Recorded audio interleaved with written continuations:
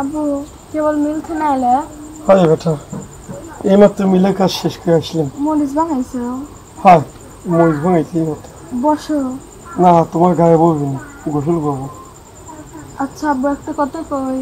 কি কথা? তাড়াতাড়ি গা পুড়তেছে তো, খুব পুড়তেছে। আব্বু আমার স্কুল আর প্রাইভেটের বেতন দেওয়া লাগবে। তা তো দেওয়াই লাগবে। তোমার স্কুলের বেতন কত? 3000। প্রাইভেটের বেতন কত? 1500। আর তোমার যাতায়াত গাড়ি ভাড়া কত? মাসে 3000। মাসে 3000। সেশন ফি কত? 1000 মাসে। সত্যি বেটা, তোমাকে একটা কথা কই। হুম।